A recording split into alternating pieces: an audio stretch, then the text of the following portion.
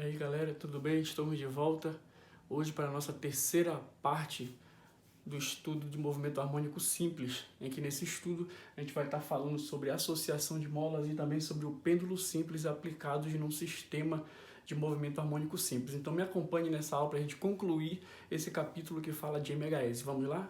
A gente falar diretamente sobre a associação de molas no movimento harmônico simples, é importante a gente também relembrar alguns conceitos que são importantes aplicados em sistemas de mola. Por exemplo, imagina essa situação nessa animação aqui, que eu tenho duas molas de mesmo comprimento e mesmas características, né? Ou seja, constante elástica, rigidez, e eu vou pegar aqui dois pesos, né? Um de 100 gramas de massa e um outro peso de 100 gramas. Os dois realizam uma força-peso para baixo em direção à Terra, com isso causando uma deformação nas duas molas, fazendo com que elas passem a desenvolver um movimento harmônico simples. A gente percebe que se a gente for impor um limite aqui, por exemplo, de posição de equilíbrio e pedir para as duas molas pararem, a gente vai perceber que as duas têm uma mesma posição de equilíbrio. Isso acarreta dizer então que elas têm mesmas características, a rigidez, a constante elástica da mola 1 e da mola 2 da direita, sujeitas a uma mesma força-peso, então seria a massa de 100 gramas juntamente com a gravidade, né, que gerariam para a gente uma força contrária a deformação da mola para cima, por exemplo. Então, nesse caso aqui, nós temos uma mola de mesma característica de um lado e do outro. Mas e se nesse movimento harmônico simples, como a gente pode perceber aqui, ó, nós aumentássemos a rigidez de uma, por exemplo, vamos aumentar a rigidez de constante elástica da mola 2, que é a mola da direita. O que aconteceria com o movimento? Né? A gente percebe que a oscilação já muda. Conforme a mola direita 2 ela fica mais rígida, a mola passa a ter um movimento diferente da mola 1, que tem rigidez menor, ok? Isso é só para a gente lembrar um pouquinho sobre o que é constante elástica da mola e o que isso interfere diretamente no movimento dela. Da mesma forma, isso iria acarretar para a gente diferentes pontos de equilíbrio para cada mola, já que essa aqui tem uma constante elástica maior agora, com a mudança dessa grandeza, nós passamos a ter uma menor deformação agora, ok? Agora observe comigo no detalhe da nossa aula como a gente vai ver o comportamento de duas molas associadas em paralelo e depois em série de acordo com a constante elástica delas. E a gente poderia, inclusive, a partir dessa associação em série e em paralelo, determinar como ficaria a constante elástica resultante de uma associação de duas molas, por exemplo, seja em série, seja em paralelo. Vamos acompanhar no detalhe da aula aqui. Comigo então aqui nessa situação em que nós temos uma associação de molas em paralelo. Nós temos à esquerda a mola 1 de constante elástica 1 e à direita a mola 2 de constante elástica 2. E, inclusive a gente percebe de maneira bem direta que as duas molas, quando estão com essa haste aqui prendendo o nosso peso, a gente percebe que as duas estão se ajudando. Imagina você aqui, por exemplo, como se fossem duas pessoas, uma da direita e uma da esquerda, se ajudando para sustentar um peso. A gente percebe que no final de tudo, então, a rigidez de sustentação desse peso acaba sendo maior, como se eles somassem um com o outro, né? E, inclusive, isso vai acarretar para a gente no cálculo da constante elástica desse sistema. Se eu tenho duas molas associadas em paralelo, lado a lado, sustentando um peso, isso vai acarretar para a gente uma mola como se fosse uma mola substituta, uma mola resultante de constante elástica não mais K1 e nem mais K2, mas sim Kp, que é a constante elástica da mola resultante em paralelo. E como é que a gente calcula essa constante elástica? A força resultante elástica, né, que tem aqui no final, é a soma da força resultante elástica, da força elástica da mola 1 com a mola 2. Considerando então que força resultante vai ser a força da primeira mola com a força da segunda mola, e força resultante, no caso aqui, como ela é elástica, ela vai ser Kx, constante elástica vezes a deformação. E o Kp aqui no nosso caso vai ser para a gente a constante elástica da mola resultante em paralelo, vezes o x, que é a deformação que a mola vai sofrer aqui. E quem é o F? O F1 vai ser o K1, né, que é a constante da primeira mola, vezes o x, mais o F2, que é a força elástica da segunda mola, que é o K2, que é a constante elástica da mola 2, vezes o x, que é a deformação que a mola sofre.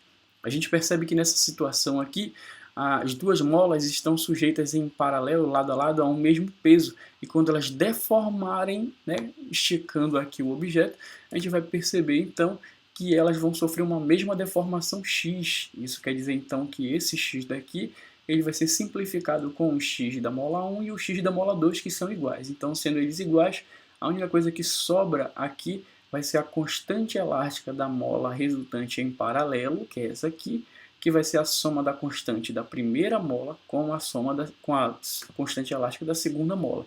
Isso quer dizer, então, que para calcular a constante elástica de uma mola resultante em paralelo a partir de duas, é a soma das constantes da primeira e mais da segunda. E se fossem 3 molas em paralelo aqui, de constante K1, K2 e K3, a constante elástica resultante da associação em paralelo seria a soma da constante da primeira, da segunda, mais da terceira, e assim sucessivamente. E quando eu quero calcular a constante elástica resultante de uma associação de molas em série, ou seja, numa sequência ligada em linha, né? O que é que muda nesse cálculo da resultante em série? Me acompanhe no detalhe para a gente perceber aqui na nossa aula. Nesse caso aqui, a gente percebe uma diferença que as duas molas, tanto a mola 1 quanto a mola 2, que é a constante elástica 1 e a constante elástica 2, como elas estão alinhadas em série, a deformação delas não vão respeitar um x, ou seja, uma deformação igual. Então isso quer dizer que, para eu calcular a constante elástica resultante, né, em série dessa associação de molas aqui, a gente vai ter que ter um certo cuidado. Mas uma coisa a gente sabe, que apesar da deformação delas, possivelmente tendo constante 1 e constante 2 diferentes, a deformação não sendo a mesma, uma coisa a gente pode concluir, que a deformação x total que ela tem aqui no final, no resultado de uma mola substituta, por exemplo, em série, a deformação x total vai ser a deformação que sofreu a primeira mola mais a deformação que sofreu a segunda mola. E F, que é a força elástica, ela vai ser a mesma para as duas molas, tanto para a mola 1 quanto para a mola 2. Por que a força elástica vai ser a mesma? Porque as duas estão sujeitas a uma mesma força-peso para baixo, logo uma força elástica contrária a esse peso vai estar reagindo ao objeto para cima. Então, a partir daí, as duas molas K1 e K2, com K1 e K2, vão estar sujeitas a uma mesma força F, né, que vai ser a própria força elástica, já que a força peso está para baixo aqui e a força elástica está para cima, ok? A mola 1. Vamos para a gente chegar à conclusão do cálculo da constante elástica em série. A gente primeiro vai escrever aqui a fórmula da força elástica para a primeira mola, a fórmula da força elástica para a segunda mola, e no final a gente vai escrever a fórmula da força elástica para a mola equivalente, ou seja, a mola substituta, que é essa aqui no final. Força elástica para a primeira mola, como ela vai ser a mesma para a segunda mola e o resultante também, então F vai ser igual a K1, que é a constante dessa primeira mola aqui, vezes x1, que é a deformação dela, né? Se eu isolar o x1 aqui, o K1 vai passar dividindo para a força. Então, x1, que é a deformação sofrida pela primeira mola, vai ser a força de deformação delas dividido pelo K1. Para a segunda mola, o F, que também vai ser a mesma força que as duas estão sujeitas, vai ser igual a K2, que é a constante elástica da segunda mola aqui de baixo, vezes o x2, que é a deformação que ela está sofrendo sujeitas a essa mesma força F. Né? Isolando o x2, o K2 passa dividindo o F, então x2 vai ser igual a F, que é a mesma força para as duas molas, dividido por K2, que é a constante da segunda mola. E no final, a mola equivalente, F, que é a força que ela vai ter como sendo a mesma, né, para as duas molas em série. Então essa força para a mola equivalente aqui no final vai ser a mesma. Vou ter um Ks, que é a constante elástica da mola resultante em série, vezes o x, que vai ser o nosso x total, ou seja, a deformação total que esse sistema de duas molas em série está sofrendo. Então, mas quem é o nosso x total? Vai ser a deformação x1 da mola 1, mais a deformação x2 da mola 2. Logo, isso vai trazer para a gente que se x total, que é a deformação das duas molas 1 e 2 juntas, né, a gente pode então escrever no lugar do x, o que é x, não é f sobre k. Então, a gente vai escrever no lugar do x total o F sobre o K resultante, que é o K equivalente da mola em série. Né? Igual, quem é o x1? Vai ser o F sobre o K1. F é a mesma força aplicada às duas molas em série sobre o K1 que está aqui. Mas quem é o x2? O nosso x2 está lá em cima. Vai ser o F, que é o mesmo para as duas molas, dividido por K2, que é a constante da segunda mola. No final de tudo, então, nós temos que F sobre Ks, que é a constante elástica da associação de mola em série, vai ser igual a F sobre K1 mais F sobre K2. Como os Fs eles são os mesmos, né, a que as duas molas em série estão sujeitas, então eu posso simplificar os dois Fs somados do lado de lá com o F que eu tenho do lado esquerdo daqui. Se o F sai, o que é que vai sobrar lá em cima no numerador? Vai sobrar apenas o 1. O que isso quer dizer então no final desse cálculo? Que para calcular uma constante elástica de uma associação de molas em série, o inverso da constante elástica equivalente em série é a soma dos inversos da constante da mola 1 mais a mola 2. E se fossem três molas em série aqui de constante K1, K2 e K3? A mesma coisa nós faríamos. O inverso da constante elástica da mola resultante em série seria igual ao inverso de K1 mais o inverso de K2 mais o inverso de K3 e assim sucessivamente, ok? Agora pensa comigo que resultado nós teríamos se nós pegássemos uma mola original no comprimento natural dela, dividíssemos ela ao meio e a partir dessa divisão nós fizéssemos um ensaio de associação em série, primeiramente com essas duas partes iguais e depois em paralelo. Que resultados nós teríamos para a constante elástica em série em paralelo de uma mola anterior, que era uma só e que foi dividida em duas partes iguais? Me acompanhe para a gente perceber o que vai acontecer com isso. Então imagina comigo, você tem uma mola sozinha de constante elástica K, que é a constante elástica original de uma mola, e essa mola que estava só, você divide ela ao meio, e você passa a ter duas novas molas, na verdade originadas a partir de uma primeira.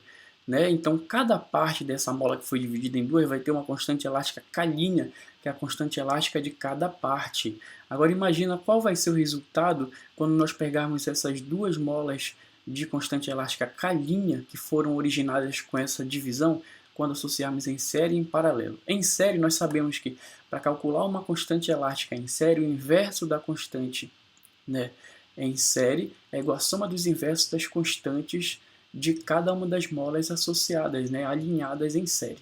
O inverso da constante elástica original é a soma dos inversos da constante 1 mais o inverso da constante 2, que vai ser K', na verdade, né, para a primeira e para a segunda mola, né, já que as duas vieram de uma mesma mola original.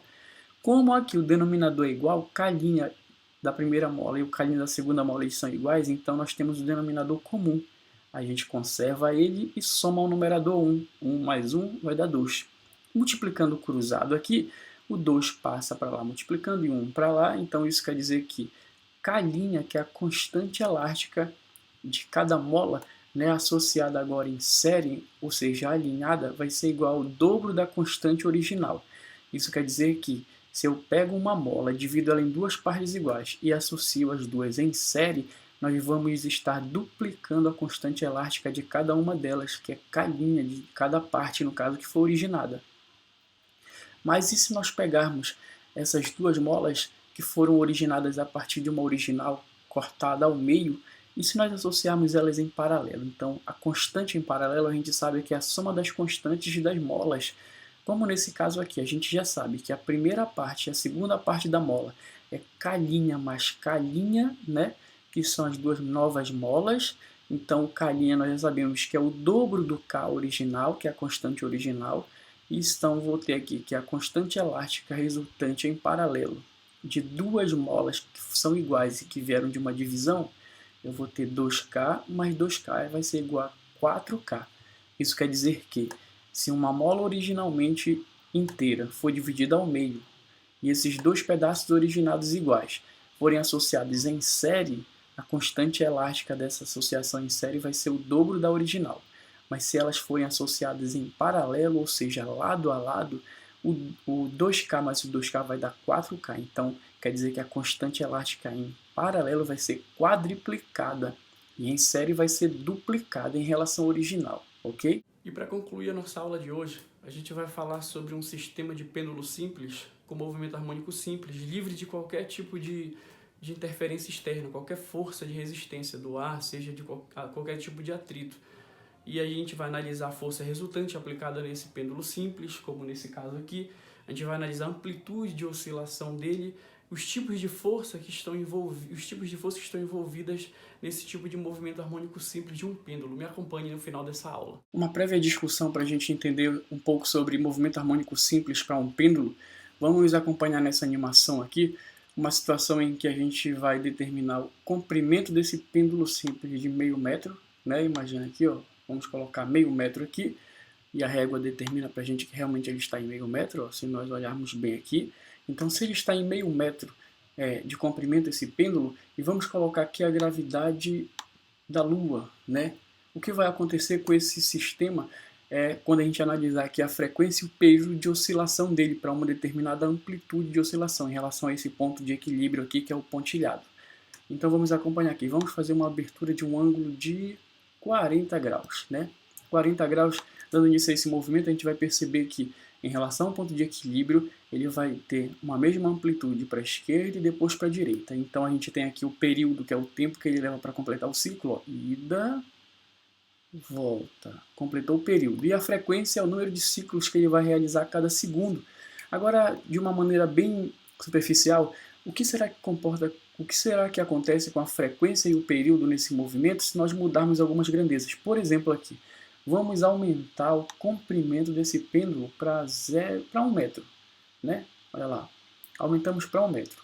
Em 1 metro, a gente percebe que ele já não tem mais o mesmo período de oscilação, né? Então quer dizer que se houve mudança do período, houve mudança da frequência. A amplitude também já não é mais a mesma. E se nós colocarmos então o comprimento desse pêndulo em 0,1, olha lá o que acontece. Em 0,1 metros, a amplitude de oscilação mudou, a frequência e o período consequentemente, né? Vamos jogar de volta aqui para meio metro, a gente percebe que já não vai mais estar com o mesmo comportamento, mas vamos testar agora a gravidade, por exemplo, ao invés da Terra, Júpiter, que é maior que a da Terra e da Lua. Então estava na gravidade da Lua, olha a gravidade de Júpiter, olha o que acontece. A gravidade de Júpiter, se a gente aumenta a gravidade do sistema do pêndulo, a gente vai perceber que para o mesmo comprimento, ó, a frequência de oscilação mudou e o período também. O período teve uma mudança em função da gravidade. Então, o que a gente consegue analisar através dessa animação?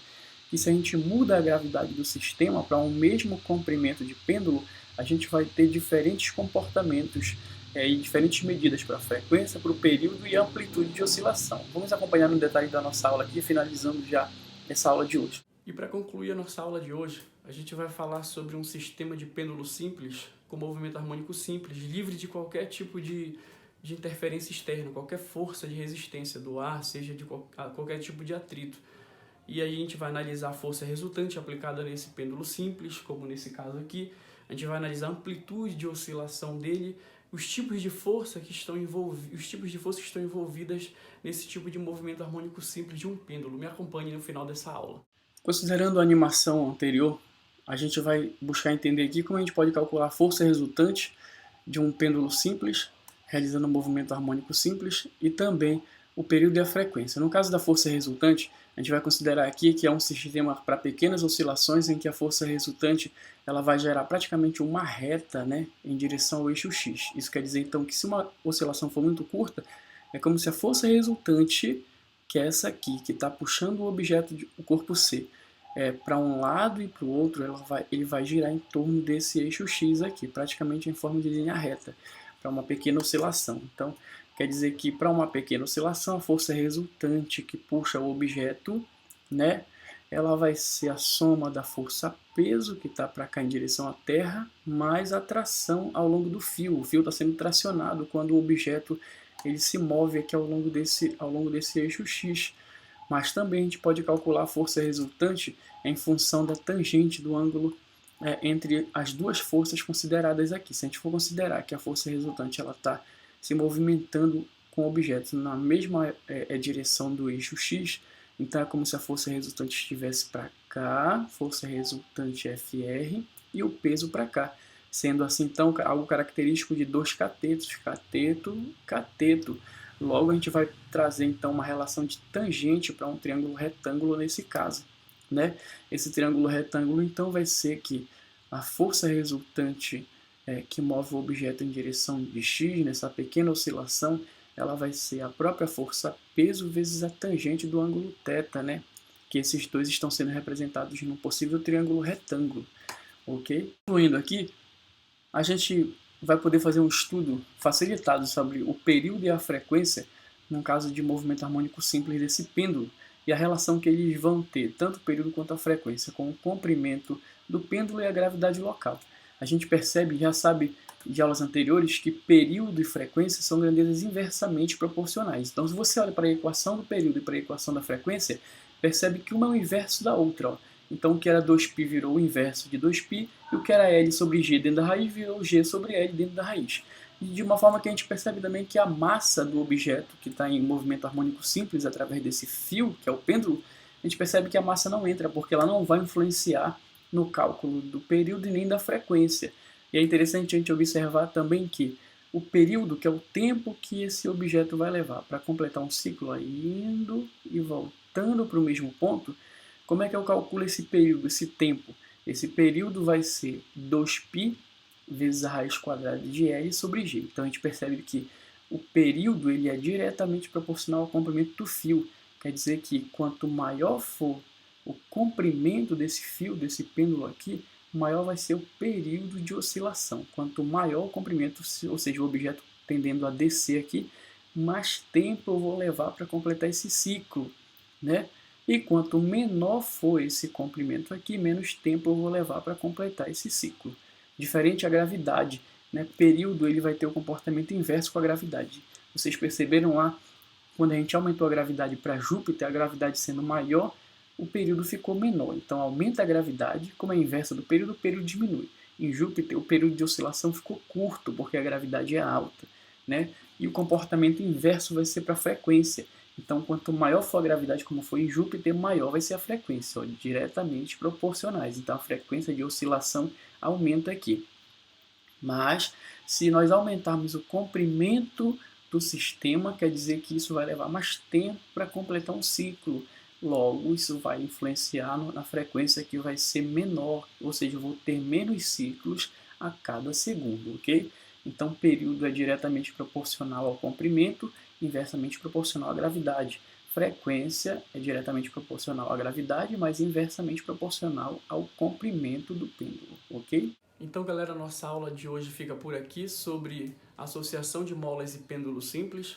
E a gente vai marcar uma próxima aula, eu vou estar disponibilizando para vocês aqui em forma de exercícios. Faremos apenas exercícios sobre pêndulo simples e sobre associação de molas, ok? Até a próxima, tchau, tchau!